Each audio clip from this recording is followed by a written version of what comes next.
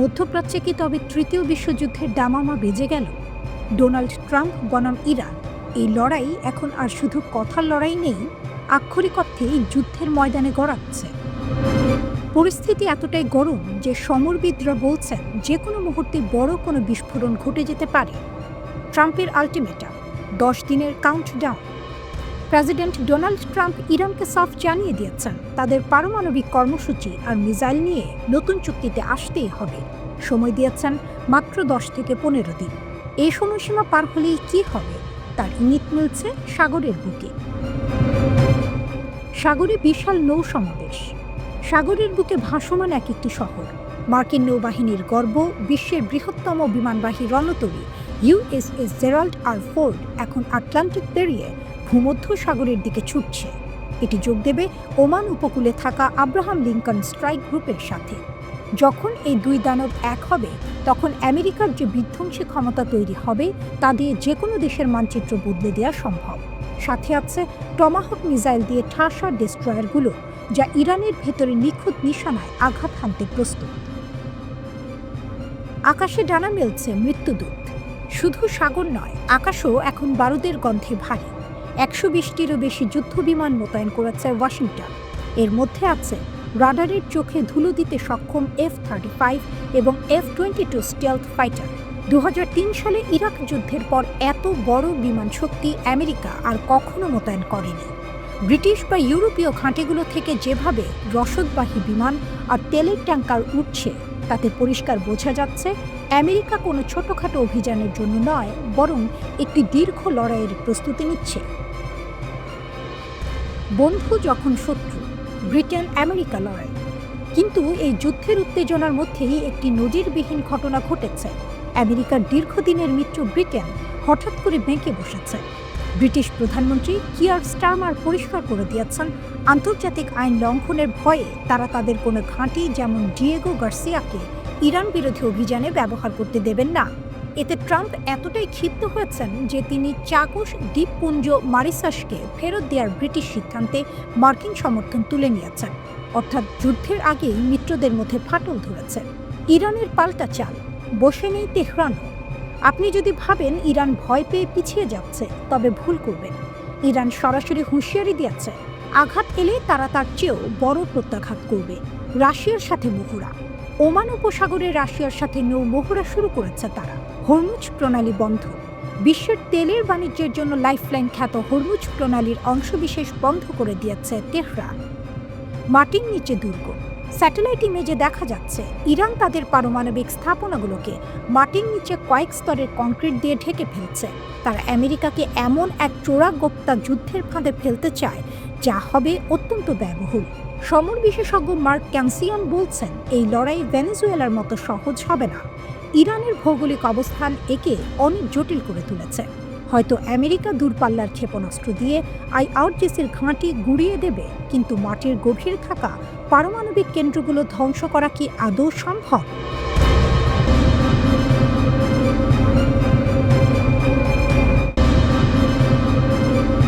বিশ্বের সবচেয়ে শক্তিশালী দেশ যদি বলে আমরা তোমার শাসন ব্যবস্থা বদলে দেব, তাহলে কি হয়? আর যদি সেই হুমকির জবাবে কেউ দাঁড়িয়ে বলে 47 বছরেও পারেনি, এবারও পারবে না, তাহলে? মঞ্চে দুই চরিত্র, একদিকে ডোনাল্ড ট্রাম্প, অন্যদিকে আয়াতুল্লাহ আলী খামেনি। মধ্যখানে পারস্য উপসাগরের উত্তাল জলরাশি আর তার নিচে ফুটতে থাকা বারুদের গন্ধ। টেলিভিশনে দেওয়া ভাষণে খামেনি সরাসরি প্রত্যাখ্যান করেছেন ট্রাম্পের শাসন ব্যবস্থা পরিবর্তনের হুমকি। তার কণ্ঠ ছিল কঠোর, দৃঢ়, প্রায় চ্যালেঞ্জ ছুড়ে দেওয়ার মতো। তিনি বলেন, তার পূর্বসূরিদের মতো ট্রাম্পও ইরানকে ধ্বংস করতে ব্যর্থ হবেন। এই বক্তব্য শুধু রাজনৈতিক প্রতিক্রিয়া নয়, এ এক ঐতিহাসিক স্মরণ। খামেনি মনে করিয়ে দিয়েছেন, গত 47 বছর ধরে আমেরিকা ইসলামী প্রজাতন্ত্র ইরানকে ধ্বংস করার চেষ্টা করেছে। নিষেধাজ্ঞা, সামরিক চাপ, কূটনৈতিক বিচ্ছিন্নতা সবই ছিল, কিন্তু ইরান টিকে আছে। এখানেই গল্পের টুইস্ট। কারণ একই সময়ে ওয়াশিংটনের চাপও কমেনি। তেহরানের পরমাণু কর্মসূচি বন্ধে যুক্তরাষ্ট্র ক্রমশ আরও কঠোর অবস্থান নিচ্ছে। ট্রাম্প মন্তব্য করেছেন, ইরানের শাসন ব্যবস্থার পরিবর্তনই দেশটির জন্য সবচেয়ে মঙ্গলজনক হবে। এ যেন সরাসরি রেজিম চেঞ্জের ইঙ্গিত। খামেনির জবাব ছিল আরও তীক্ষ্ণ। তিনি বলেন, পরমাণু প্রযুক্তি ইরানের সহজাত অধিকার, কোনো চাপের মুখে তারা মাথা নত করবে না। এখানে মূল প্রশ্ন, এই অধিকার বনাম হুমকির সংঘর্ষ কোথায় গিয়ে থামবে? পারস্য উপসাগরে যুক্তরাষ্ট্রের বিশাল সামরিক উপস্থিতি এখন আর গোপন কিছু নয়। বিমানবাহী রণতরী, ডেস্ট্রয়ার, অতিরিক্ত বিমান সবই মোতায়েন। কিন্তু খামেনির ভাষায় একটি যুদ্ধজাহাজ অবশ্যই বিপজ্জনক অস্ত্র, কিন্তু তার চেয়েও বড় বিপদ হলো সেই অস্ত্র যা ওই জাহাজকে ডুবিয়ে দেওয়ার ক্ষমতা রাখে। এই একটি বাক্যই উত্তেজনার পারদ চড়ানোর জন্য যথেষ্ট। এটি কেবল প্রতিরক্ষার কথা নয়, এটি প্রতিরোধের ঘোষণা। গত জুনে ইসরায়েল ও ইরানের মধ্যে 12 দিনের যুদ্ধের পর পরিস্থিতি আরও জটিল হয়ে উঠেছে। সেই সংঘর্ষের সময় ওয়াশিংটন ইরানের পরমাণু কেন্দ্রে বোমা হামলা চালায়। পাশাপাশি মধ্যপ্রাচ্যে দ্বিতীয় বিমানবাহী রণতরী সহ অতিরিক্ত নৌবাহিনী মোতায়েন করে। অর্থাৎ সামরিক প্রস্তুতি বাস্তব, এর সঙ্গে যোগ হয়েছে অর্থনৈতিক চাপ, নিষেধাজ্ঞা, অভ্যন্তরীণ অস্থিরতায় কথিত মার্কিন মদদ। এসব বিষয় তেহরানকে ক্ষুব্ধ করেছে। কিন্তু এখানেই আরেকটি অপ্রত্যাশিত অধ্যায়। সামরিক উত্তেজনার মাঝেও ওমানে দুই দেশের মধ্যে পরোক্ষ আলোচনা চলছে। ইরান এটিকে শুভ সূচনা বলছে। তেহরান বলছে, একটি ন্যায্য ও ন্যায়সঙ্গত চুক্তির মাধ্যমে নিষেধাজ্ঞা প্রত্যাহার হলে তারা ইউরেনিয়াম সমৃদ্ধকরণ কমাতে রাজি। কিন্তু ওয়াশিংটনের অবস্থান আলাদা। তারা চায় ইরানের পুরো পরমাণু কর্মসূচি পুরোপুরি বন্ধ হোক। এখানেই মূল দ্বন্দ্ব। এক পক্ষ বলছে কমাবো, অন্য পক্ষ বলছে বন্ধ করো। এটি কেবল দুই দেশের লড়াই নয়, এটি শক্তি, সার্বভৌমত্ব ও কৌশলগত প্রভাবের লড়াই। ট্রাম্পের বক্তব্য মূলত অভ্যন্তরীণ ও আন্তর্জাতিক বার্তা। আমরা কঠোর।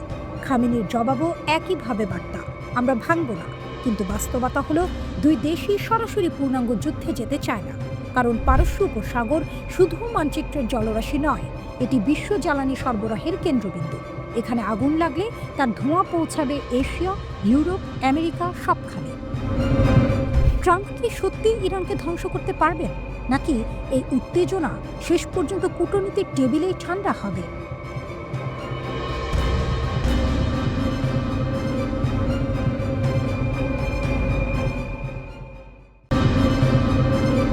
আমেরিকা, ইসরায়েল আর ইরানের মধ্যে কথার যুদ্ধ যা ক্রমশ তীব্র হয়ে উঠছে।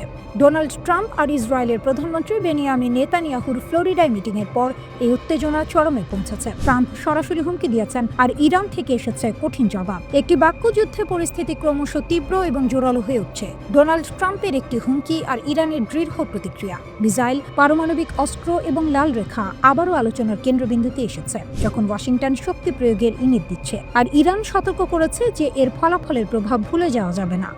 প্রথমে ট্রাম্পের কথা। নেতানিয়াহুর পাশে দাঁড়িয়ে তিনি বলেছেন, আমি আশা করি ইরান আবার নিউক্লিয়ার বা মিসাইল প্রোগ্রাম বাড়ানোর চেষ্টা করছে না। যদি করে তাহলে আমরা খুব তাড়াতাড়ি সেই বিল্ড আপ ধ্বংস করে দেব। তিনি আরও বলেছেন যে আগের স্ট্রাইকের চেয়ে পরেরটা আরও শক্তিশালী হতে পারে। এমনকি B-2 বিমানের 37 ঘন্টার ফ্লাইটের ফুয়েল নষ্ট করতে চান না। এটা প্রথমবার যে ট্রাম্প সরাসরি ইরানের কনভেনশনাল মিসাইল প্রোগ্রামকেও টার্গেট করেছেন, যা ইরান তাদের প্রতিরক্ষার মূল অস্ত্র বলে মনে করে। ইরানের জবাব এসেছে তাৎক্ষণিক এবং কঠোর। প্রেসিডেন্ট মাসুদ পেজেশকিয়ান সোশ্যাল মিডিয়ায় লিখেছেন, যদি নতুন কোনো আগ্রাসন হয় তাহলে জবাব হবে এতটাই কঠিন যে আগ্রাসীদের পস্তাতে হবে, আর সেই পস্তানো ভুলতে পারবে না। সুপ্রিম লিডার খামেনির উপদেষ্টা আলী শামখানি বলেছেন, ইরানের মিসাইল ক্ষমতা কারো অনুমতির অপেক্ষায় নেই। কোনো ভুল হিসাব করলে জবাব হবে কল্পনার বাইরে। ইরান বারবার বলছে তাদের নিউক্লিয়ার প্রোগ্রাম শান্তিপূর্ণ। IAEA এর ইন্সপেকশন হয়েছে, অস্ত্র বানানোর কোনো প্রমাণ নেই। মিসাইলেও শুধু প্রতিরক্ষার জন্য চারপাশে আমেরিকান বেজ আর শত্রু দেশ থাকলে এটা তাদের ঢাল।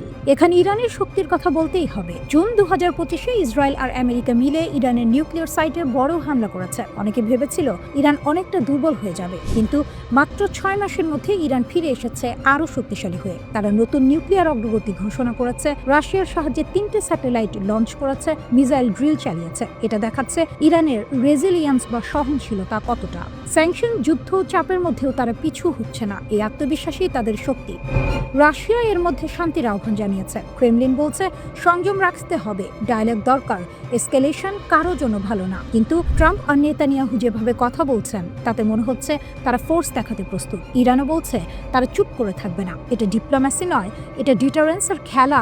কে কতটা শক্তিশালী তা দেখানো। এই উত্তেজনা খুবই বিপজ্জনক। একটা ভুল হিসাব হলেই কথার যুদ্ধ সত্যিকারের যুদ্ধে রূপ নিতে পারে। মধ্যপ্রাচ্যে আবার আগুন জ্বললে তার প্রভাব পুরো বিশ্বে পড়বে। ইরানের এই দৃঢ়তা দেখাচ্ছে তারা প্রস্তুত। মস্কো সংযমের আহ্বান জানিয়েছে, ক্রেমলিন সংলাপের জন্য আহ্বান জানিয়েছে এবং সতর্ক করেছে যে কোনো পদক্ষেপ যা অঞ্চলকে বিস্তৃত সংঘর্ষের দিকে ঠেলে দিতে পারে তা গ্রহণযোগ্য নয়। রাশিয়া জোর দিয়েছে যে উত্তেজনা কারোর উপকারে আসবে না। ইরানের ভেতরের চলমান অস্থিরতার কারণে ইসরায়েল তাদের যুদ্ধ প্রস্তুতি দ্রুততর করছে। হিব্রু গণমাধ্যমের খবর অনুযায়ী ইসরায়েলের রাজনৈতিক নেতৃত্ব এই বিক্ষোভকে একটি গুরুত্বপূর্ণ ও নাটকীয় ঘটনা হিসেবে দেখছে। তাদের আশঙ্কা, ক্ষমতা হারানোর ভয় থেকে তেহরান হঠাৎ করে ইসরায়েলের ওপর হামলা চালাতে পারে। প্রতিবেদনে বলা হয়, ইসরায়েলি সেনাবাহিনী ইরানকে কেন্দ্র করে বহু ফ্রন্টে যুদ্ধের প্রস্তুতি জোরদার করছে। এই সম্ভাব্য যুদ্ধে ইরান ছাড়াও লেবানন এবং অধিকৃত পশ্চিম তীর অন্তর্ভুক্ত থাকতে পারে। এসব প্রস্তুতি ইসরায়েলের দীর্ঘমেয়াদী সামরিক পরিকল্পনার অংশ, যা 2030 সাল পর্যন্ত বিস্তৃত। একজন সিনিয়র ইসরায়েলি কর্মকর্তা চ্যানেল 12-কে বলেন, ইসরায়েল ইরানের বিক্ষোভ নিয়ে প্রকাশ্যে কোনো মন্তব্য করছে না, তবে রাজনৈতিক নেতৃত্ব বিষয়টিকে নাটকীয় ঘটনা হিসেবে দেখছে। প্রতিবেদন অনুযায়ী যুক্তরাষ্ট্র সফরের সময় ইসরায়েলের প্রধানমন্ত্রী বেনিয়ামিন নেতানিয়াহু ইরানের বিক্ষোভ নিয়ে বিভিন্ন আলোচনা ও পরামর্শ করেছেন। আইডিএফ যে যুদ্ধ পরিকল্পনা তৈরি করছে তাতে একটি আশঙ্কাকে গুরুত্ব দেওয়া হচ্ছে। ইরানের শাসক গোষ্ঠী নিজেদের ক্ষমতা রক্ষা করতে ইসরায়েলের উপর হঠাৎ হামলার সিদ্ধান্ত নিতে পারে, যাতে দেশের ভেতরের আন্দোলন দমন করা যায়। প্রতিবেদনে আরও বলা হয়েছে, ইরান ও তাদের আঞ্চলিক সশস্ত্র গোষ্ঠীগুলোর সঙ্গে একটি বড় ধরনের সারপ্রাইজ যুদ্ধ হলে সেখানে প্রথমবারের মতো মহাকাশ থেকে এবং মহাকাশে ইসরায়েলি হামলার সম্ভাবনাও থাকতে পারে। নিউজ ম্যাক্সকে দেয়া এক সাক্ষাৎকারে নেতানিয়াহু বলেন, ইরানের নেতারা নিজেদের জনগণের ভবিষ্যৎ নষ্ট করাচ্ছে। তাদের মতে পরিবর্তন আসবে ইরানের ভেতর থেকে। তিনি বলেন, এটা ইরানি জনগণের বিষয়। আমরা বুঝি তারা কি পরিস্থিতির মধ্যে দিয়ে যাচ্ছে এবং আমরা তাদের প্রতি সহানুভূতিশীল। এরই মধ্যে ইরানের সর্বোচ্চ নেতা আয়াতুল্লাহ আলী খামেনির উপদেষ্টা আলী সামখানি এই সপ্তাহে নেতানিয়াহু ও যুক্তরাষ্ট্রের প্রেসিডেন্ট ডোনাল্ড ট্রাম্পের বৈঠকের পর একটি সম্ভাব্য হামলার ইঙ্গিত দেন। তিনি সামাজিক যোগাযোগ মাধ্যম এক্সে হিব্রু ভাষায় লেখেন, ইরানের প্রতিরক্ষা নীতিতে কিছু প্রতিক্রিয়া হুমকি বাস্তবায়নের আগেই নির্ধারিত থাকে। তিনি আরও লেখেন, ইরানের ক্ষেপণাস্ত্র ও প্রতিরক্ষা সক্ষমতা নিয়ন্ত্রণের বাইরে এবং কোনো অনুমতির প্রয়োজন হয় না। যে কোনো আগ্রাসনের জবাব হবে কঠোর, তাৎক্ষণিক এবং অপ্রত্যাশিত। এই মন্তব্য আসে এমন এক সময় যখন ট্রাম্প বলেছিলেন, ইরান যদি জুন মাসে হামলা হওয়া পারমাণবিক স্থাপনাগুলো পুনর্গঠনের চেষ্টা করে তাহলে যুক্তরাষ্ট্র কঠোরভাবে জবাব দেবে। তবে তুরস্ক শেষ পর্যন্ত ইসরায়েলের সঙ্গে সরাসরি সংঘাতে না গিয়ে তাকে নিয়ন্ত্রণ বা ব্যবস্থাপনার পথ বেছে নিতে পারে। সৌদি আরব ও সংযুক্ত আরব আমিরাতের মধ্যকার উত্তেজনাও কমে যেতে পারে, আর ইয়েমেনের ভেতরের পরিস্থিতি নতুনভাবে আঞ্চলিক হিসাব নিকাশ বদলে দিতে পারে। ইরান যুক্তরাষ্ট্রের প্রেসিডেন্ট ডোনাল্ড ট্রাম্পের কড়া বক্তব্যের জবাব দিয়েছে। ট্রাম্প ট্রুথ সোশ্যালে পোস্ট দেন, তারপরই ইসলামী বিপ্লবের নেতা আয়াতুল্লাহ আলী খামেনির এক জ্যেষ্ঠ উপদেষ্টা পাল্টা প্রতিক্রিয়া জানান। তিনি স্পষ্ট করে দেন, ইরানের নিরাপত্তা নিয়ে কোনো আপোষ করা হবে না। রিয়ার অ্যাডমিরাল আলী সামখানি সতর্ক করে বলেন, মিথ্যা অজুহাতে যদি কোনো বিদেশি শক্তি ইরানের দিকে হাত বাড়ায় তবে সেই হাত দেশটিতে পৌঁছানোর আগেই কেটে ফেলা হবে। তিনি বলেন, এমন জবাব দেওয়া হবে যার জন্য দীর্ঘদিন অনুশোচনা করতে হবে। দিয়া এক তীব্র বার্তায় সামখানি বলেন, আমেরিকার তথাকথিত উদ্ধার কাকে বলে তা ইরানি জনগণ খুব ভালো করেই জানে। ইরাক ধ্বংস, আফগানিস্তানে বিশৃঙ্খলা আর এখন গাজায় রক্তপাত, তার ভাষায় এটিই আমেরিকার হস্তক্ষেপের প্রকৃত ইতিহাস। এদিকে ট্রাম্পের মন্তব্যের সরাসরি জবাব দিয়েছেন ইরানের প্রতিরক্ষামন্ত্রী আজিজ নাসিরজাদে। তিনি স্পষ্টভাবে বলেন, কোনো বিদেশি হস্তক্ষেপ হলে ইরান এক মুহূর্ত দেরি না করে পূর্ণ শক্তিতে জবাব দেবে। বার্তাটি পরিষ্কার, হুমকি দিয়ে ইরানকে ভয় দেখানো যাবে না। সীমা লঙ্ঘন করলে তার ফল ভোগ করতে হবে। জীবনযাত্রার ব্যয় বৃদ্ধির প্রতিবাদে বিক্ষোভ আরও ভয়াবহ রূপ নেয়। ইরানের ভেতরে এবং বাইরে উত্তেজনা বাড়ছে। এই পরিস্থিতিতে ডোনাল্ড ট্রাম্প ইরানকে কঠোর হুঁশিয়ারি দিয়েছেন। ট্রুথ সোশ্যালে দেয়া এক বার্তায় তিনি বলেন, যুক্তরাষ্ট্র লকড অ্যান্ড লোডেড অবস্থায় আছে এবং বিক্ষোভকারীদের হত্যা করা হলে হস্তক্ষেপ করবে। ট্রাম্প লেখেন, ইরান যদি শান্তিপূর্ণ বিক্ষোভকারীদের গুলি করে হত্যা করে তবে যুক্তরাষ্ট্র তাদের রক্ষা করতে এগিয়ে আসবে। বিক্ষোভের পরিস্থিতির দিকে ইঙ্গিত করে ট্রাম্প তার পোস্টে লেখেন, শান্তিপূর্ণ বিক্ষোভকারীদের ওপর গুলি চালানো এবং তাদের হত্যা করা ইরানের পুরানো অভ্যাস। যদি তারা আরও এমনটি করে তবে যুক্তরাষ্ট্র তাদের উদ্ধারে এগিয়ে আসবে। আমরা পুরোপুরি প্রস্তুত এবং যে কোনো পদক্ষেপ নিতে তৈরি আছি। ইরান থেকে আসা নতুন ভিডিওগুলো দেখাচ্ছে দেশটি ভয়ঙ্কর উত্তেজনার মধ্যে রয়েছে এবং আন্দোলন আরও বিপজ্জনক পর্যায়ে ঢুকছে। রাতের অন্ধকারে রাস্তায় জ্বলছে আগুন। 5 দশকের মধ্যে প্রথমবার রাজতন্ত্রপন্থী স্লোগান খোলাখুলিভাবে রাস্তায় শোনা যাচ্ছে, যা সরাসরি ধর্মীয় শাসন ও সর্বোচ্চ নেতার চ্যালেঞ্জ। এক ইসরায়েলি মন্ত্রী লেখেন, আমি ইরানের জনগণের পাশে আছি। এক মার্কিন সিনেটর বলেন, শাসক গোষ্ঠীর দুর্বলতা প্রকাশ হয়ে গেছে এবং আয়াতুল্লাহদের দিন ফুরিয়ে আসছে। তবে ইরান সরকার দাবি করছে তাদের দেশকে দুর্বল করার জন্য বিদেশি শক্তি চক্রান্ত করছে, আর তাই ইরানের নেতৃত্ব দাঁড়িয়েছে লোহার মতো শক্ত হয়ে। যেখানে অনেক দেশ চাপে মাথা নত করে, সেখানে ইরান দাঁড়িয়ে বলছে, আমরা ভয় পাই না। আমাদের জনগণ জানে এই প্রতিবাদের পেছনে বিদেশি ষড়যন্ত্র আছে। আমেরিকা ইসরায়েল চায় ইরানকে অস্থির করতে। দীর্ঘদিনের পশ্চিমা নিষেধাজ্ঞা এবং গত বছরের জুন মাসে ইসরায়েল ও যুক্তরাষ্ট্রের বিমান হামলায় পারমাণবিক ও সামরিক অবকাঠামো ক্ষতিগ্রস্ত হওয়ায় ইরানের অর্থনীতি বর্তমানে একরকম খাদের কিনারে পৌঁছেছে। এই পরিস্থিতিতে বিক্ষোভ দমনে কঠোর অবস্থানের পাশাপাশি আলোচনার প্রস্তাব দিয়েছে তেহরান সরকার। পুতিন তৎপর হয়ে উঠেছেন যখন ট্রাম্প খামেনিকে সরাসরি হুমকি দিয়েছেন। সম্ভাব্য ইরান ইসরায়েল যুদ্ধের আগে চীন ও রাশিয়া বড় ধরনের পদক্ষেপ নিয়েছে। বেলারুশের যুদ্ধ বিমান ইরানে পৌঁছেছে। রাশিয়ার সাহায্য এসেছে যখন ইরান সরকার বিরোধী বিক্ষোভ এবং সাইবার আক্রমণের মোকাবিলা করছে। 2 দিনে অন্তত 4টি আলিয়াসিন 76 মিলিটারি কার্গো বিমান তেহরানে অবতরণ করেছে। বিমানগুলো বেলারুশের দিকে যাচ্ছিল। ডিফেন্স আউটলেট মিলিটানি এটা দাবি করেছে। তারা উন্মুক্ত সূত্রের তথ্য এবং public air traffic tracking data ব্যবহার করেছে। মিলিটানি উল্লেখ করেছে বিমানগুলো বেলারুশ এবং ইরানের মধ্যে রুট ভ্রমণ করছিল, সরাসরি ফ্লাইট নয়, মধ্যবর্তী বা প্রযুক্তিগত স্টপ ব্যবহার করছিল। মিলিটানি আরও বলেছে এটি এলিয়াসিন বিমান রাশিয়ান ও চীনা উৎসের মিলিটারি কার্গো বহন করছিল। এটি ইরান ও বেলারুশকে সরবরাহ দেওয়ার জটিল চেইন নির্দেশ করে।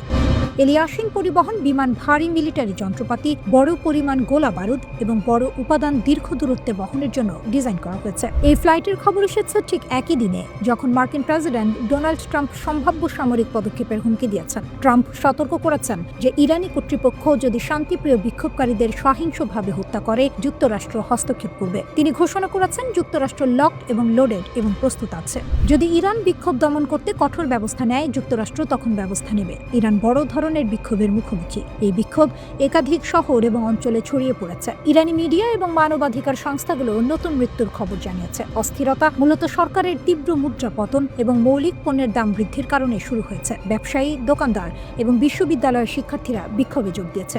সাইবার হামলা ইরানকে দোলাচলে ফেলেছে। 1 জানুয়ারি ইরানের সরকার ঘোষণা করেছে এটি বিশ্বের অন্যতম বৃহত্তম সাইবার হামলা প্রতিহত করেছে। টেলিকমিউনিকেশন মন্ত্রী বলেছেন, হামলা ইরানের যোগাযোগ পরিকাঠামোকে লক্ষ্য করেছিল। রাষ্ট্রের সংবাদ মাধ্যম প্রেস টিভি এটি সম্প্রচার করেছে। কর্তৃপক্ষ জানিয়েছে আক্রমণ বিশ্বব্যাপী 1,20,000-এর বেশি উৎস থেকে চালানো হয়েছিল। তারা বলেছে এটি বিশ্বের 12টি বড় সাইবার আক্রমণের মধ্যে স্থান পেয়েছে। ইরানি কর্তৃপক্ষ জানিয়েছে 28 ডিসেম্বরের হামলা দেশীয় সাইবার প্রতিরক্ষা সরঞ্জাম এবং আন্তর্জাতিক অংশীদারদের সহযোগিতায় প্রতিহত করা হয়েছে। এই সাইবার আক্রমণ ঘটে এমন সময় যখন ইসরায়েলের সাথে ইরানের ব্যালিস্টিক ক্ষেপণাস্ত্র প্রোগ্রাম নিয়ে নতুন সংঘাতের আশঙ্কা বাড়ছে। রিপোর্ট অনুযায়ী ইসরায়েলের প্রধানমন্ত্রী সম্প্রতি মার্কিন প্রেসিডেন্টের সঙ্গে বৈঠক করেছেন। তিনি সম্ভাব্য ইরানি লক্ষ্যবস্তুতে হামলার পুরনো পরিকল্পনা উপস্থাপন করেছেন। ওই ব্রিফিংয়ের পর ট্রাম্প বললেন, ইরান যদি পুনর্নির্মাণ বা ক্ষেপণাস্ত্র ক্ষমতা বাড়ায়, যুক্তরাষ্ট্র পুনরায় আঘাতের সম্ভাবনা উড়িয়ে দেয়নি। তেহরান ট্রাম্প ও নেতানিয়াহুকে সতর্ক করেছে, নতুন কোনো হামলা হলে কঠোর প্রতিক্রিয়া জানানো হবে। এটি দ্রুত উত্তেজনা বৃদ্ধির ঝুঁকি নির্দেশ করে। ইরান জুড়ে অশান্তির আগুন এখন ছড়িয়ে পড়েছে। রাস্তায় হাজার হাজার মানুষ নেমে এসেছে। অর্থনীতি ডুবে যাচ্ছে, আর দেশের ধর্মীয় শাসক গোষ্ঠী এমন সময় স্থিতিশীলতা ফিরিয়ে আনতে পারছে না। বিদেশি চাপ ক্রমেই বাড়ছে। ডিসেম্বরে তেহরানে শুরু হওয়া ছোটখাটো ক্ষোভ এখন পুরো দেশের 31 প্রদেশে ছড়িয়ে পড়েছে। শুরু হয়েছিল রিয়ালের দরপতন নিয়ে ক্ষোভ থেকে। গ্র্যান্ড বাজারের ব্যবসায়ীরা হঠাৎ ক্ষুব্ধ হয়ে রাস্তায় নেমেছিলেন। ধীরে ধীরে তরুণেরা এই বিক্ষোভে যোগ দিয়েছে। তবে মাসা আমিনের সময়ে যেসব নারী ও কিশোর আন্দোলনের মুখপাত্র ছিলেন, এই বিক্ষোভে তারা তুলনামূলকভাবে কম দেখা যাচ্ছে। নতুন অস্থিরতা শুরু হওয়ার পর human rights activist news agency জানাচ্ছে অন্তত 34 বিক্ষোভকারী ও 4 নিরাপত্তা কর্মকর্তা নিহত হয়েছে। 2200 জনকে গ্রেপ্তার করা হয়েছে। বিশ্লেষকরা বলছেন এটি শুধু অর্থনৈতিক ক্ষোভ নয়, এটি বিদ্যমান শাসন ব্যবস্থার প্রতি জনগণের গভীর হতাশার প্রতিফলন। ইরানি কর্তৃপক্ষ বিক্ষোভ দমন করতে দ্বিমুখী কৌশল অবলম্বন করছে। তারা বলছে অর্থনৈতিক বিক্ষোভ বৈধ এবং সংলাপের মাধ্যমে সমাধান হবে। তবে একই সঙ্গে রাজপথে সহিংস সংঘর্ষে কাঁদানে গ্যাসও ব্যবহার করা হচ্ছে। ধর্মীয় শাসকরা 5 দশক পরও যুব সমাজের প্রত্যাশার সঙ্গে নিজেদের নীতি মিলিয়ে চলতে হিমশিম খাচ্ছেন। রাজপথে তরুণরা শাসক গোষ্ঠীর আদর্শকামী নীতি মেনে চলতে চায় না। পোশাক বিধি থেকে শুরু করে বিদেশ নীতি, যা ইসলামী প্রজাতন্ত্রের মূল স্তম্ভ, তা 30 বছরের কম বয়সীদের কাছে গ্রহণযোগ্য নয়। তরুণরা মুক্তভাবে বাঁচতে চায়। মাসা আমিনি কেন্দ্রিক আন্দোলনের সময় যেসব নারী হিজাব বিধির বিরুদ্ধে সরব হয়েছিল, এবার অনেক নারী জনসম্মুখে হিজাব পরতে অস্বীকৃতি জানাচ্ছেন। চলমান বিক্ষোভে মানুষ আঞ্চলিক সশস্ত্র গোষ্ঠীর প্রতি তেহরানের সমর্থনকে নিন্দা করছে। তারা স্লোগান দিচ্ছে, গাজা নয়, লেবানন নয়, আমার জীবন ইরানের জন্য। এতে দেখা যাচ্ছে দেশের মানুষের আশা ও শাসক গোষ্ঠীর অগ্রাধিকারের মধ্যে দূরত্ব কতটা। ইরানের আঞ্চলিক প্রভাবও কমে গেছে। গাজায় হামাস, লেবাননে হিজবুল্লাহ, ইয়েমেনে হুথি, ইরাকে মিলিশিয়াদের উপর আঘাত এবং সিরিয়ার শাসক বাশার আল আসাদের ক্ষমতাচ্যুত হওয়ার প্রভাব পড়েছে। ইসরায়েলের হামলাও এ অঞ্চলে উত্তেজনা বাড়িয়েছে। সর্বোচ্চ নেতার সামনে সহজ পথ নেই। ভাতাঙ্কা বলেন, পূর্বের মতো দমন-পীড়ন এবং সামান্য ছাড়ের কৌশল এবার কার্যকর হচ্ছে না। পরিবর্তন অনিবার্য মনে হচ্ছে। সরকারের পতন হতে পারে, তবে নিশ্চিত নয়।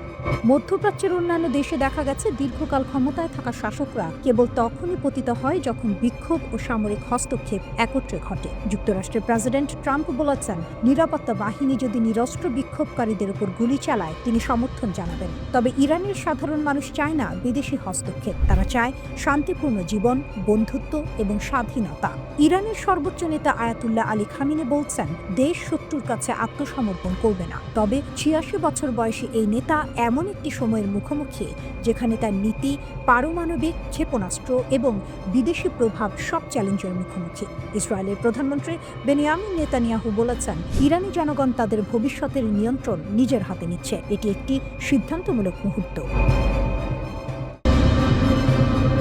ইরানের রাস্তায় আগুন জ্বলছে, অর্থনীতি ডুবে যাচ্ছে, আর এখন দেশটির সর্বোচ্চ নেতা খুব বিরল একটি সরাসরি বার্তা দিলেন মার্কিন প্রেসিডেন্টের উদ্দেশ্যে। আয়াতুল্লাহ আলী খামিনি বলেছেন, ডোনাল্ড ট্রাম্পের হাতে ইরানের রক্ত লেপ্টে আছে। তিনি তাকে অহংকার, রক্তপাত এবং হস্তক্ষেপের জন্য দোষারোপ করেছেন। এমনকি বলেছেন, ইতিহাসে দেখেছেন শাসকরা কখনোই তাদের শক্তির শিখরে নিরাপদ থাকে না। ইরানের সব শহরের সাধারণ রাস্তাগুলো এখন যুদ্ধক্ষেত্র। মানুষ বের হচ্ছে, সরকারকে চ্যালেঞ্জ জানাচ্ছে, চলমান মুদ্রার অবমূল্যায়ন, মুদ্রাস্ফীতি এবং বাজার ভেঙে যাওয়ার ক্ষোভ প্রকাশ করছে। চিৎকার, বিক্ষোভ, সংঘর্ষ, ভাঙচুর সবকিছু মিলে গিয়েছে। এই অবস্থার মাঝে খামেনি জাতির উদ্দেশ্যে ভাষণ দিয়েছেন। বার্তাটি ছিল সরাসরি এবং ব্যক্তিগত। তিনি বলেন, কিছু ভিক্ষুক মার্কিন আগ্রহীর রাস্তায় আগুন জ্বালাচ্ছে। তিনি দাবি করেছেন, প্রবাসে থাকা কিছু নেতা এবং বিদেশি প্রভাব এই বিশৃঙ্খলা ছড়াচ্ছে। পাশাপাশি তিনি বিক্ষোভকারীদের সতর্ক করেছেন যে দেশের ক্ষতি করার মাধ্যমে কেউ বিদেশি শক্তিকে খুশি করতে পারবে না। ডোনাল্ড ট্রাম্পও প্রকাশ্যভাবে ইরানকে হুমকি দিয়েছেন। তিনি বলেছেন, যদি নিরস্ত্র নাগরিকদের উপর বল প্রয়োগ করা হয় তবে তেহরান তার মূল্য চুকাতে হবে। তিনি আরও উল্লেখ করেছেন, খামেনি কোথাও পালানোর চেষ্টা করছেন এবং পরিস্থিতি দ্রুত খারাপ হচ্ছে। ওয়াশিংটন ও তেহরানের মধ্যে উত্তেজনা এই মুহূর্তে খুবই তীব্র। ইরানের সংকটের মূল কারণ হলো অর্থনীতি। নিষেধাজ্ঞা, প্রশাসনিক ভুল এবং মুদ্রার মূল্যপতন সাধারণ মানুষকে সীমারেখার ধারে ঠেলে দিয়েছে। রিয়াল তীব্রভাবে দুর্বল হয়েছে, সঞ্চয় শেষ হয়ে যাচ্ছে এবং মৌলিক পণ্য ক্রয় করা কঠিন হয়ে যাচ্ছে। অর্থনৈতিক অসন্তোষ এখন রাজনৈতিক কর্তৃত্বের বিরুদ্ধে রূপ নিয়েছে। সংকট শুধু ইরানেই সীমাবদ্ধ নয়, এর প্রভাব আশেপাশের অঞ্চলেও পড়ছে। তুরস্কের এয়ারলাইন্স 17টি ফ্লাইট বাতিল করেছে। বিমান চলাচল স্থগিত করা নিরাপত্তা উদ্বেগ এবং অনিশ্চয়তার প্রমাণ দিচ্ছে। ইরানের ভিতরের পরিস্থিতি যখন ক্রমশ গাঢ় হচ্ছে, তখন এর প্রভাব পুরো অঞ্চলে ছড়িয়ে পড়ছে। ইরানের রাস্তায় খোলা চ্যালেঞ্জ, ছাদ, গলিপথ, ঘর এবং সড়ক। হাজার হাজার মানুষ বের হয়ে চিৎকার করছে, ডিক্টেটরের মৃত্যু হোক। কেউ ভয় পাচ্ছে না। এটার স্থানীয় অসন্তোষ নয়, এটা পুরো দেশের বিদ্রোহ। মার্কিন সেনাবাহিনী নজর রাখছে। সেন্টকম তেহরানে বিক্ষোভ ও সরকারের প্রতিক্রিয়া পর্যবেক্ষণ করছে। F-15E যুদ্ধ বিমান রুটিন রোটেশনের অংশ হিসেবে মোতায়েন করা হয়েছে। বড় কোনো সেনা সমাবেশ নেই, তবে সতর্ক সংকেত স্পষ্ট।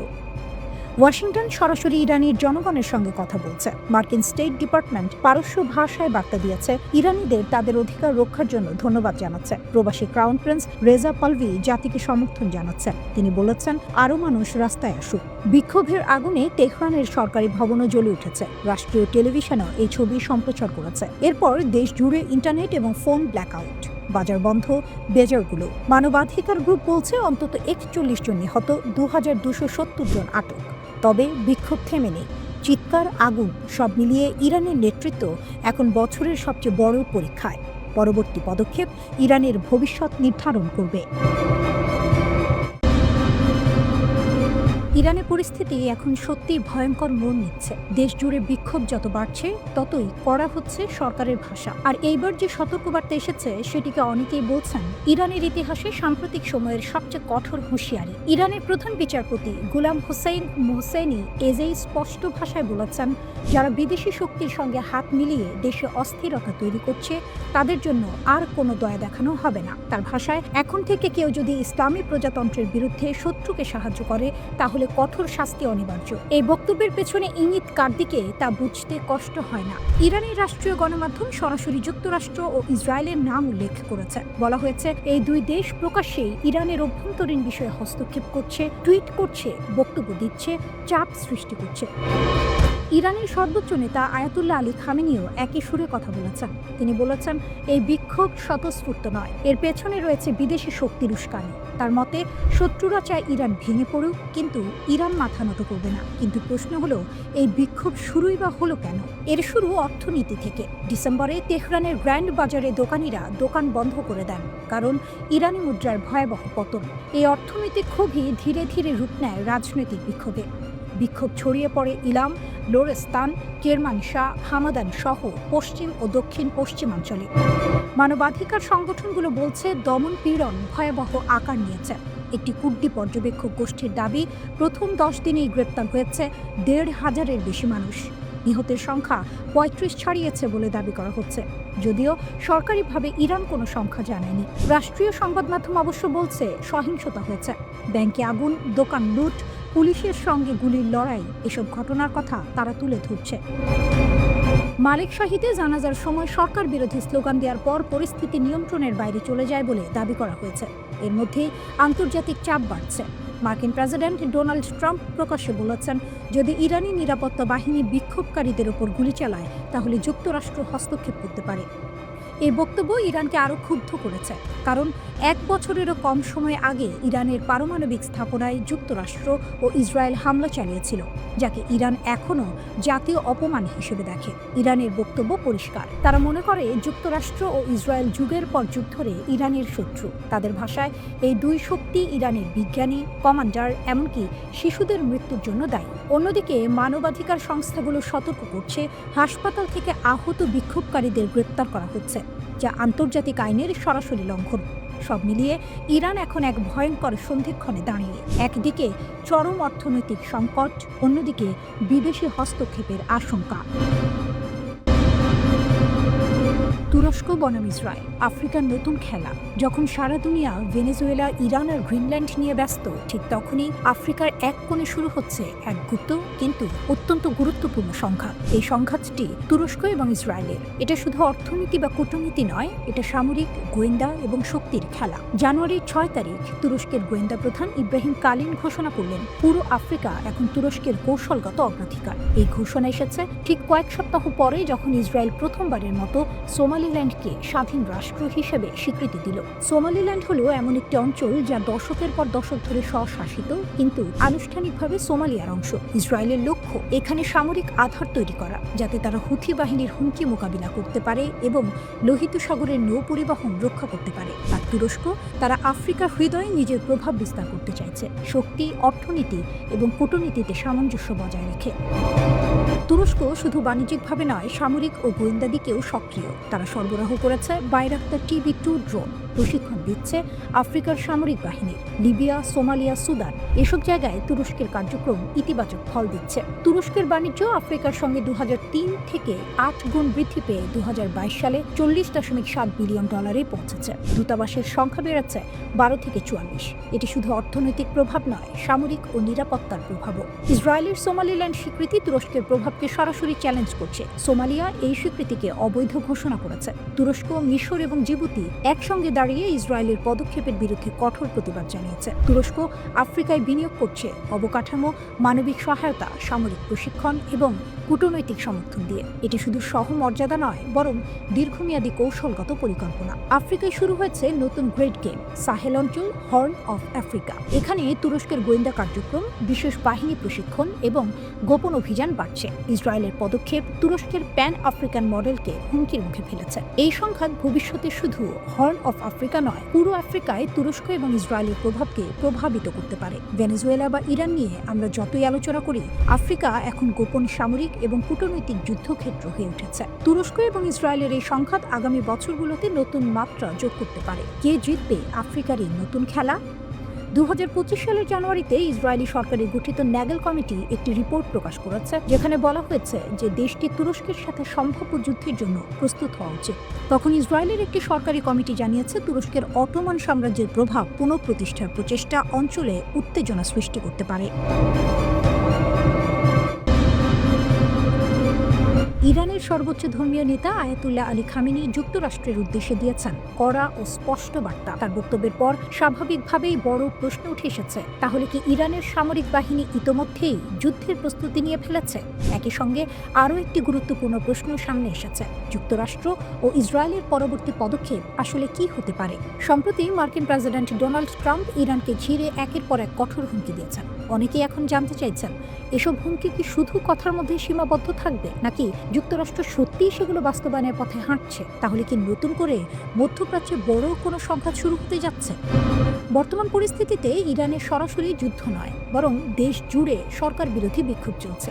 এই বিক্ষোভকে কেন্দ্র করেই যুক্তরাষ্ট্র ও ইসরায়েল নতুন ষড়যন্ত্র করছে, এমন অভিযোগ উঠেছে তেহরান থেকে। মার্কিন প্রেসিডেন্ট ডোনাল্ড ট্রাম্প তার সাম্প্রতিক বক্তব্যে বলেছেন, ইরানের চলমান আন্দোলনে যদি সরকার সহিংসতা বা হত্যাযজ্ঞ চালায়, তাহলে যুক্তরাষ্ট্র সেখানে হস্তক্ষেপ করবে। কিন্তু প্রশ্ন হলো, এই হস্তক্ষেপ কিভাবে হবে? সামরিকভাবে নাকি অন্য কোনো উপায়ে? ইরানের গোয়েন্দা সংস্থাগুলোর দাবি, দেশটিতে অর্থনৈতিক মন্দা ও উচ্চ মূল্যস্ফীতিকে কেন্দ্র করে যে আন্দোলন চলছে, তাতে সরাসরি উস্কানি দিচ্ছে যুক্তরাষ্ট্র ও ইসরায়েল। এই বিক্ষোভ ঘিরে ইতোমধ্যেই বেশ কয়েকজনকে আটক করা হয়েছে এবং হতাহতের খবরও পাওয়া গেছে। তবে এসব চাপের মধ্যেও যুক্তরাষ্ট্রের সামনে মাথা নত না করার ঘোষণা দিয়েছেন আয়াতুল্লাহ আলী খামেনি। খামেনির বার্তা ছিল একেবারে স্পষ্ট। তিনি বলেছেন, ইরান কখনোই শত্রুদের কাছে নতি স্বীকার করবে না। বিক্ষোভকারীদের সঙ্গে আলোচনায় বসতে তারা প্রস্তুত, কিন্তু যারা দেশ জুড়ে দাঙ্গা ও সহিংসতা চালাচ্ছে, তাদের বিরুদ্ধে কঠোর ব্যবস্থা নেওয়া হবে। 3 জানুয়ারির এক প্রতিবেদনে এই বক্তব্যের কথা নিশ্চিত করেছে ব্রিটিশ বার্তা সংস্থা রয়টার্স। এর আগে ট্রাম্পের হুমকির প্রতিক্রিয়ায় খামেনির জ্যেষ্ঠ উপদেষ্টা রিয়ার অ্যাডমিরাল আলী শামখানি আরও কড়া ভাষায় সতর্কবার্তা দেন। তিনি বলেন, মিথ্যা অজুহাতে যদি কেউ ইরানের অভ্যন্তরীণ বিষয়ে হস্তক্ষেপ করে, তাহলে হস্তক্ষেপকারীদের হাত কেটে নেওয়া হবে। তার ভাষায়, ইরানের জাতীয় নিরাপত্তা একটি রেড লাইন, কেউ সেটা অতিক্রম করলেই কঠোর জবাব দেওয়া হবে। এখন মূল প্রশ্ন, যুক্তরাষ্ট্র যদি সত্যি হামলা চালায়, তাহলে ইরান কি ধরনের পাল্টা ব্যবস্থা নেবে? এই প্রশ্নের জবাব দিতে গিয়ে ইরানের পররাষ্ট্রমন্ত্রী আব্বাস আরাকচি জানিয়েছেন, ইসরায়েল ও যুক্তরাষ্ট্রের যে কোনো হুমকি মোকাবিলায় ইরানের সামরিক বাহিনী পুরোপুরি প্রস্তুত। তিনি বলেন, ইরানের জনগণ তাদের অভ্যন্তরীণ বিষয়ে যে কোনো বিদেশি হস্তক্ষেপ জোরালোভাবে প্রতিরোধ করবে। একই সঙ্গে তিনি স্পষ্ট করে দেন, ইরানের শক্তিশালী সশস্ত্র বাহিনী জানে কোথায় এবং কিভাবে প্রতিরোধ বলয় গড়ে তুলতে হয় যদি কেউ দেশের সার্বভৌমত্বে আঘাত হানে। এদিকে ইসরায়েলের প্রধানমন্ত্রী বেনিয়ামিন নেতানিয়াহু ইরানের বিরুদ্ধে নতুন করে সামরিক অভিযানের সুযোগ খুঁজছেন বলে অভিযোগ উঠেছে। ট্রাম্পের কাছে ইরান প্রসঙ্গে নালিশ জানিয়ে নেতানিয়াহু দাবি করেছেন, ইরান অত্যন্ত গোপনে তাদের ক্ষেপণাস্ত্র সক্ষমতা বাড়াচ্ছে। এসব ক্ষেপণাস্ত্রে নাকি রাসায়নিক পদার্থের মতো শক্তিশালী বিস্ফোরক ব্যবহারের সক্ষমতাও রয়েছে। নেতানিয়াহুর অভিযোগ, এসব ক্ষেপণাস্ত্র ভবিষ্যতে ইহুদিবাদী রাষ্ট্রের বিরুদ্ধে ব্যবহার করতে পারে তেহরান। এ কারণে ইরান জুড়ে নতুন করে হামলা চালানোর অনুমতি ট্রাম্পের কাছে চেয়েছেন তিনি। তবে এখনো পর্যন্ত এই নতুন আগ্রাসনের দিনক্ষণ চূড়ান্ত হয়নি। একজন মানুষকে গ্রেপ্তার করা আর একটা পুরো দেশ আক্রমণ করে সেই মানুষকে ধরে নিয়ে যাওয়া, এই দুয়ের মধ্যে আকাশ পাতাল পার্থক্য আছে। কিন্তু ডোনাল্ড ট্রাম্প ঠিক সেটাই করেছেন ভেনেজুয়েলার প্রেসিডেন্ট নিকোলাস মাদুরোর ক্ষেত্রে। আন্তর্জাতিক আইন অনুযায়ী এটি ভয়ঙ্কর একটি নজির। প্রশ্ন হচ্ছে, ট্রাম্প কি এখানেই থামবেন? মাদুরোকে অপহরণের মাত্র 2 দিনের মধ্যেই ট্রাম্পের বক্তব্যে ইঙ্গিত মিলছে তার সামনে হয়তো আরও একটি টার্গেট লিস্ট আছে। মানচিত্র খুলে দেখলে বোঝা যায় তার নজর মূলত লাতিন আমেরিকার দেশগুলোর দিকে। প্রথমেই আসে কলম্বিয়া, দক্ষিণ আমেরিকার 4র্থ বৃহত্তম দেশ, জনসংখ্যা প্রায় 5 কোটি 20 লাখ।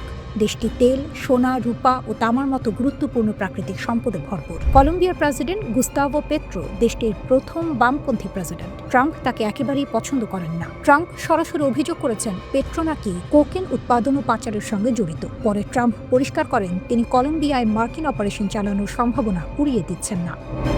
কলম্বিয়া এতে ক্ষুব্ধ।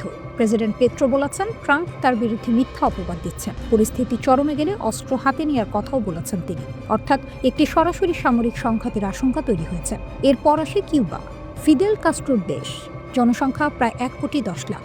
কিউবা বহু দশক ধরে মার্কিন নিষেধাজ্ঞার মধ্যে রয়েছে। দেশটির বর্তমান প্রেসিডেন্ট মিগেল দিয়াজ কানেল। মজার বিষয় হলো কিউবার কথা প্রথম বলেন মার্কিন পররাষ্ট্রমন্ত্রী মার্কো রুবিও। তিনি বলেন কিউবা গুরুতর সমস্যায় পড়তে পারে। ট্রাম্পের প্রতিক্রিয়া ছিল ঠান্ডা কিন্তু ভয়ঙ্কর। তিনি বলেন কিউবাকে আক্রমণ করতে হবে না, দেশটি এমনিতেই পড়ে যাবে। এই বক্তব্যও কিউবার জন্য উদ্বেগের কারণ। এরপর মেক্সিকো, যুক্তরাষ্ট্রের সরাসরি প্রতিবেশী। জনসংখ্যা প্রায় 13 কোটি। বর্তমান প্রেসিডেন্ট ক্লোদিয়া শেইনবাউম। ট্রাম্প আগেই মেক্সিকোর উপর বড় অঙ্কের শুল্ক বসিয়েছেন। এবার তিনি মেক্সিকোয় সেনা পাঠানোর কথা বলছেন মাদক কার্টেলের বিরুদ্ধে লড়াইয়ের নামে। ট্রাম্প দাবি করেন মেক্সিকোতে কার্টেল এত শক্তিশালী যে সরকার নিয়ন্ত্রণে নেই। তিনি বারবার বলেছেন মেক্সিকো চাইলে যুক্তরাষ্ট্র সাহায্য করতে পারে সেনা পাঠিয়ে। যদিও সরাসরি হামলার হুমকি নেই, তবুও এটা এক ধরনের চাপের কৌশল।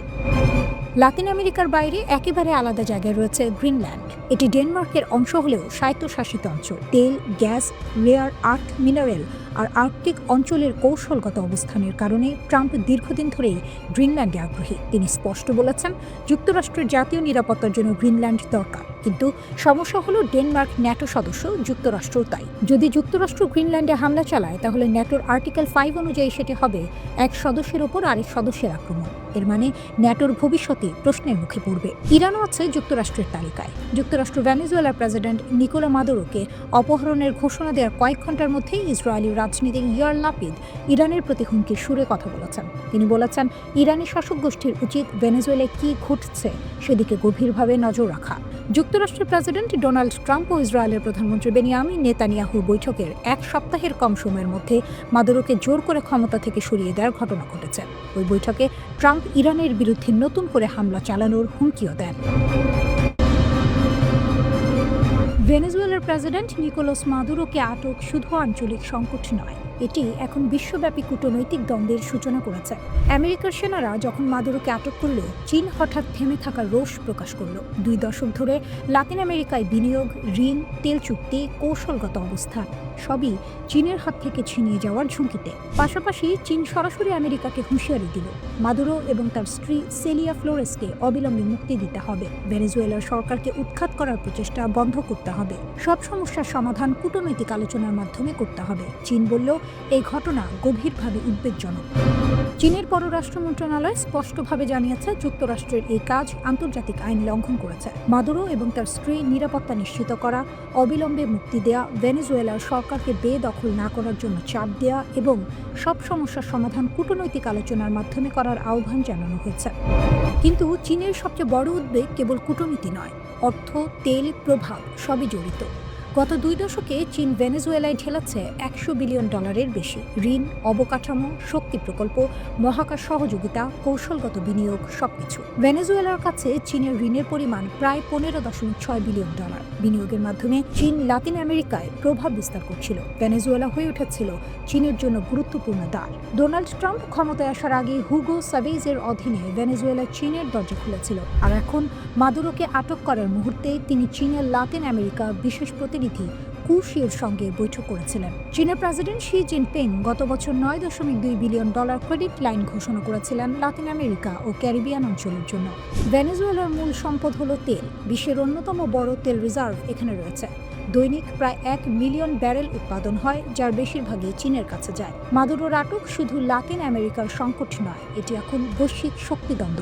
চীন সরাসরি জানিয়েছে যুক্তরাষ্ট্রের এই কর্মকাণ্ড প্রচণ্ড শক্তির ব্যবহার এবং তা সীমা লঙ্ঘন করেছে। চীনের পররাষ্ট্র মন্ত্রণালয় বলেছে ভেনেজুয়েলার সার্বভৌমত্ব লঙ্ঘিত হয়েছে। বেইজিং আমেরিকাকে হেজিমনিক আচরণের জন্য দোষারোপ করেছে এবং সতর্ক করেছে এই পদক্ষেপ লাতিন আমেরিকা ও ক্যারিবিয়ান অঞ্চলে শান্তি ও নিরাপত্তাকে হুমকিতে ফেলবে। ইরান এবং রাশিয়া সরাসরি যুক্তরাষ্ট্রকে তোপ দেগেছে। তেহরান বলেছে এই অভিযান অবৈধ, এটি বৈশ্বিক স্থিতিশীলতাকে ক্ষুণ্ণ করতে পারে এবং বিপজ্জনক উদাহরণ স্থাপন করে। মস্কো বলেছে কূটনীতি ছেড়ে সাফল্যহীন শত্রুতা সৃষ্টি হয়েছে, তীব্র সংঘাত নিয়ন্ত্রণের বাইরে চলে যেতে পারে। বেইজিং, তেহরান এবং মস্কো সব বড় শক্তি এক হয়ে যুক্তরাষ্ট্রের পদক্ষেপের বিরুদ্ধে দাঁড়িয়েছে। ভেনেজুয়েলার প্রেসিডেন্ট মাদুরোর আটক এখন শুধু রাজনৈতিক বা সামরিক ঘটনা নয়, এটি বিশ্বব্যাপী শক্তি ভারসাম্যকে নতুন করে চ্যালেঞ্জ করছে। অর্থ, তেল, প্রভাব সবকিছুর উপর দাঁড়িয়ে চীনকে এখন সবচেয়ে বড় ক্ষতিগ্রস্ত হিসেবে দেখা হচ্ছে। লাতিন আমেরিকার দীর্ঘমেয়াদী কৌশলগত পরিকল্পনা এবং বিশ্বব্যাপী কূটনৈতিক অবস্থান হুমকির মুখে।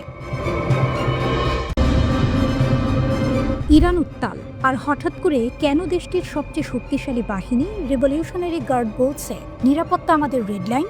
ইরানের ক্ষমতা কাঠামো বোঝা খুব গুরুত্বপূর্ণ। দেশটির সবচেয়ে শক্তিশালী বাহিনী হলো Islamic Revolutionary Guard Corps IRGC। এরা শুধু সেনাবাহিনী নয়, এরা রাজনীতি, অর্থনীতি, নিরাপত্তা সবখানেই প্রভাব রাখে। আর এই বাহিনী সরাসরি সর্বোচ্চ নেতা আয়াতুল্লাহ আলী খামিনের অধীনে কাজ করে। এই প্রশ্নের উত্তর পেতে হলে আমাদের কয়েক ধাপ পেছনে যেতে হবে। প্রথমে আসি বিক্ষোভের কারণের দিকে। ইরানে গত কয়েক বছর ধরে অর্থনীতি ভয়াবহ চাপের মধ্যে আছে। মুদ্রাস্ফীতি নিয়ন্ত্রণের বাইরে চলে গেছে। সাধারণ মানুষের আয় বাড়ছে না, কিন্তু চাল, তেল, গ্যাস সবকিছুর দাম আকাশ ছোঁয়া। এর ফলে ডিসেম্বরের শেষ দিকে মানুষ রাস্তায় নামে। শুরুটা ছিল অর্থনৈতিক প্রতিবাদ দিয়ে, কিন্তু খুব দ্রুত এই আন্দোলন রাজনৈতিক রূপ নেয়। এখন অনেক বিক্ষোভকারী সরাসরি বলছে তারা বর্তমান ধর্মীয় শাসন ব্যবস্থা আর চায় না। লাগাম টানতে শুরু করেছেন ইরানের শীর্ষ নেতা।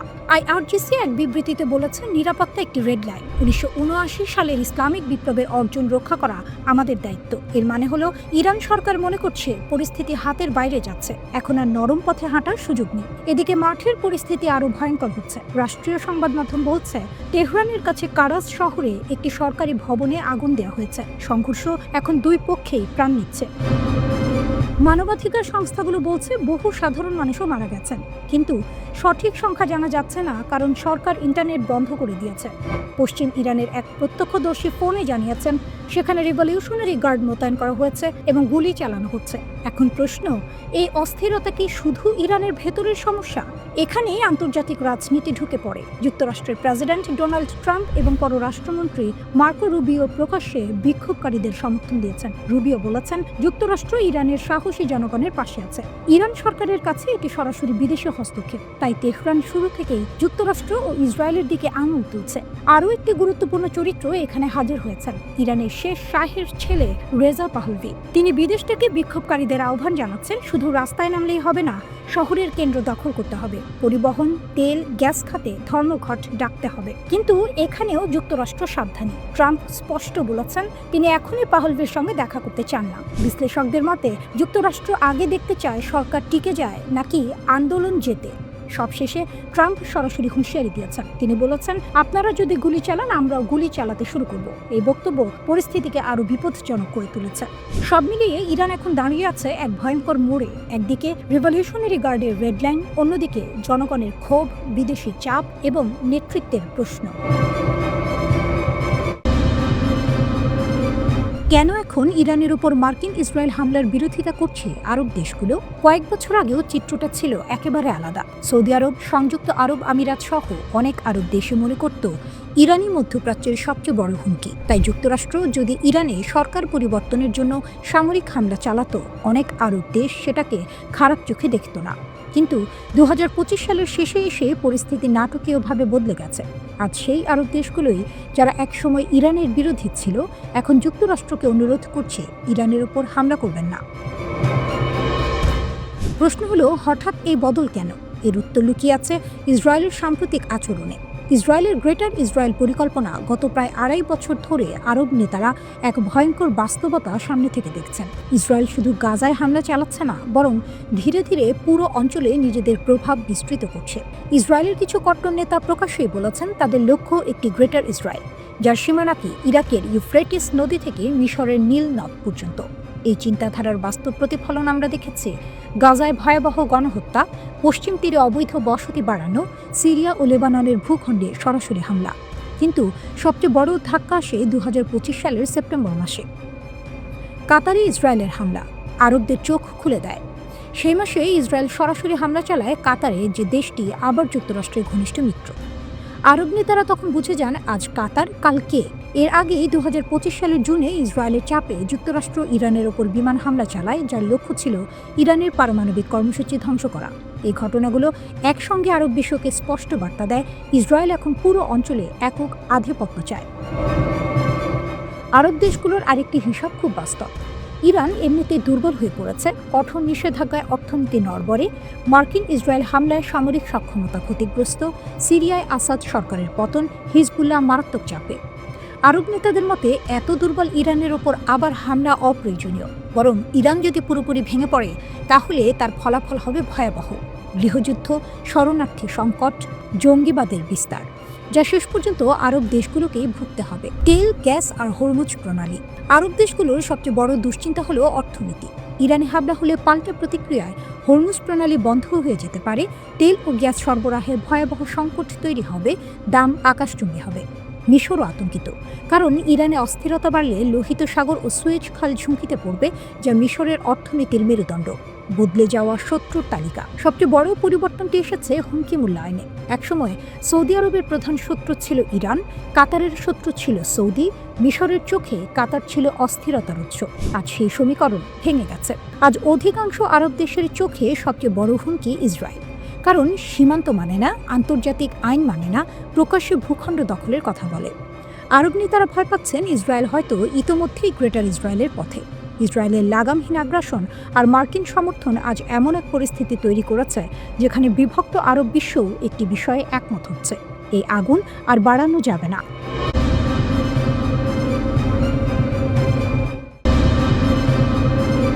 ইরানে চলমান অস্থিরতা এবং সম্ভাব্য যুদ্ধের আশঙ্কার মধ্যে এবার নতুন করে সতর্কতা জারি করেছে যুক্তরাষ্ট্র।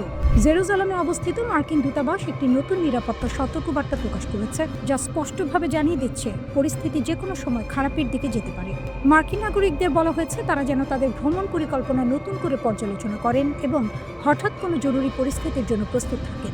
দূতাবাস বলছে এই সতর্কতার পেছনে রয়েছে চলমান আঞ্চলিক উত্তেজনা, যার সঙ্গে এখন সরাসরি যুক্ত হয়ে গেছে ইরানের দেশ জুড়ে চলা বিক্ষোভ এবং যুক্তরাষ্ট্র ও ইসরায়েলের বিরুদ্ধে তেহরানের ক্রমবর্ধমান হুমকি।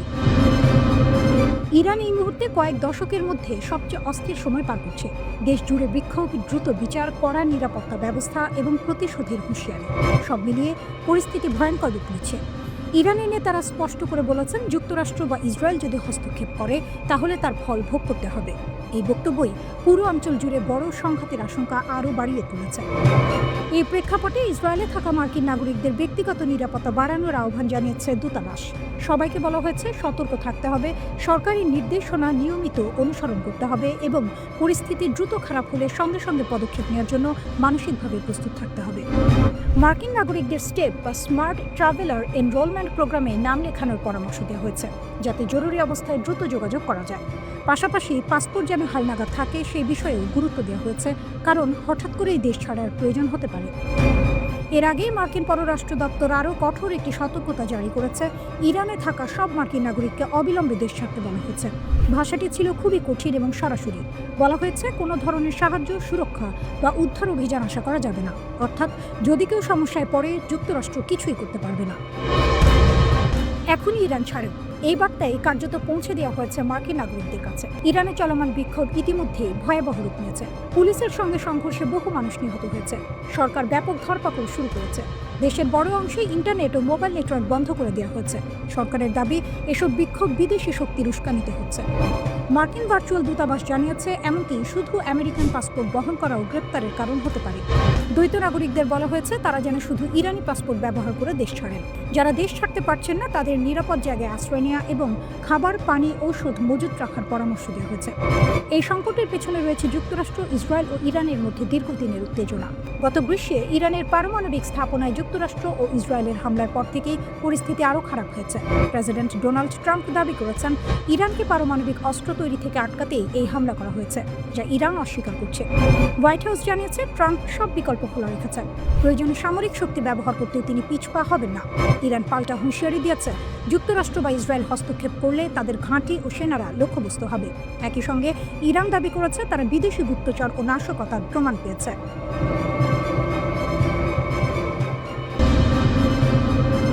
ইরান প্রকাশ্যে বলে দিচ্ছে, আমাদের দিকে তাকানোর চোখটাই উপড়ে ফেলবো। কোনো সিনেমার সংলাপ না, এটা এসেছে ইরানের ইসলামিক রেভলিউশনারি গার্ড কর্পস IRGCর শীর্ষ কমান্ডারের মুখ থেকে।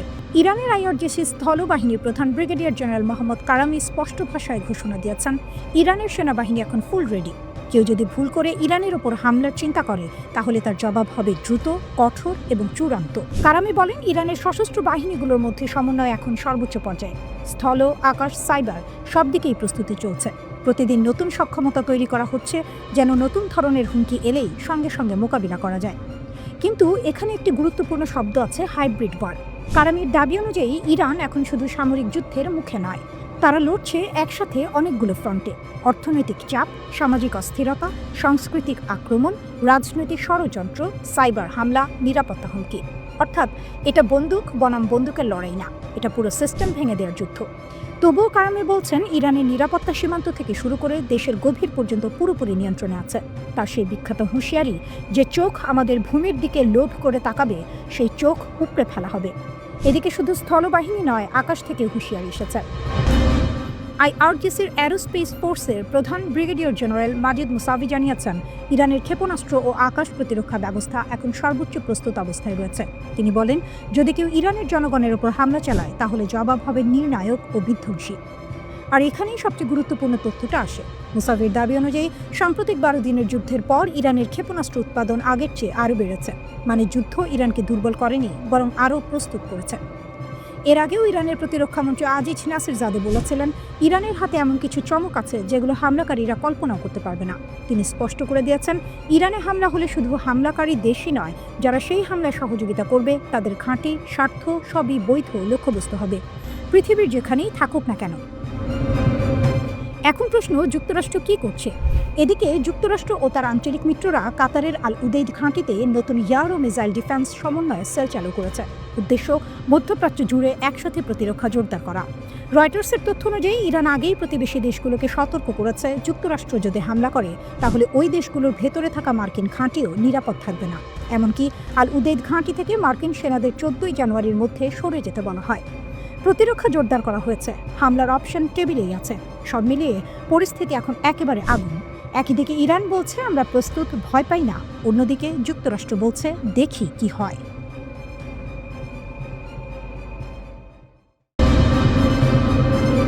মধ্যপ্রাচ্য এখন এমন একটি অবস্থানে দাঁড়িয়ে আছে যেখানে একটি ছোট আঘাতও ভয়াবহ বিস্ফোরণে রূপ নিতে পারে। পরিস্থিতিটা অনেকটা এমন একটা আগ্নেয়গিরি যেটা ভেতরে ভেতরে ফুটছে, শুধু ফেটে পড়ার অপেক্ষা।